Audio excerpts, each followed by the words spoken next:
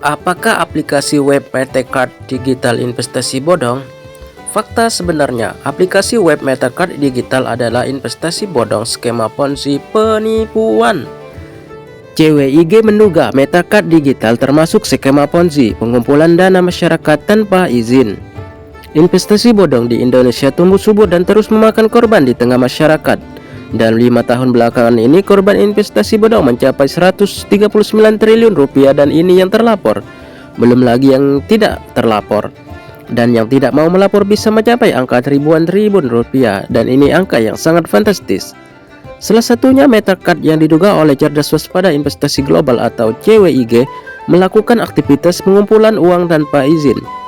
Tapi owner Metacard S mengklaim sudah memiliki izin beroperasi di Indonesia, di mana menurut CWIG saat melakukan investigasi ke lapangan dan bertemu owner Metacard Digital berinisial S mengatakan program ini berizin dari Kementerian Perdagangan Kemendak karena Metacard Digital hanya jual poin dan poin itu ditukar kartu. Jadi saat tim kami di lapangan meminta untuk diperlihatkan izinnya, S menghindar dan menolak untuk menunjukkan dengan alasan gak mungkinlah kami tidak memiliki izin sudah beroperasi di Indonesia, ujar Henry Hosang, Ketua Umum CWIG dalam siaran persnya yang diterima redaksi pada Kamis 24 April 2025 yang lalu. Ibarat kita punya mobil, saya sudah punya SIM A, B, C, D, E dan kantor kita di Sunter, Jakarta Utara, ujar S owner Metacard dalam sebuah pertemuan di salah satu hotel di Kelapa Gading, Jakarta Utara. Lanjut Henry. Henry melihat ini menjadi tanda tanya besar bagi sebagian peserta yang hadir di pertemuan itu. Kalau memang ada kenapa takut untuk diperlihatkan, bukannya itu menambah semangat bagi leader dan calon membernya. Ketum CWIG Henry Hosang desak pemerintah, dalam hal ini otoritas terkait Kemendak, jika memang terlanjur mengeluarkan izin beroperasi kepada Metacard segera dibekukan, hentikan dan laporkan untuk diproses sesuai hukum yang berlaku di Indonesia sebelum jatuh korban lebih banyak.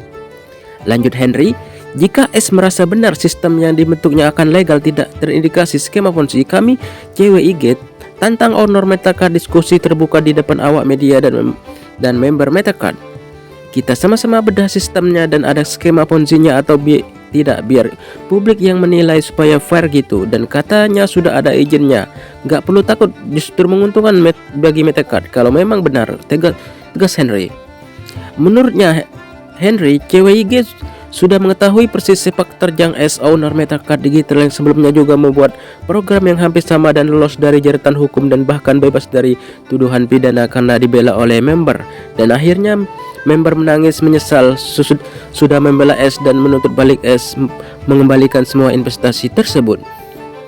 Seperti diketahui, sampai ini dibuat persoalan S dengan member lama belum terselesaikan, sudah buka yang baru lagi.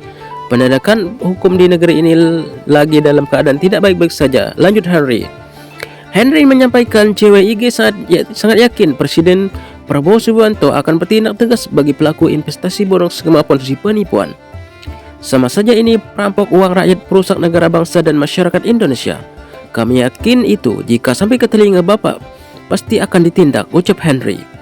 Karena sudah banyak sekali korban di masyarakat, ada yang gadai SK, sertifikat jual kebun, pinjol, rumah tangga hancur, gangguan jiwa, bahkan sampai bunuh diri.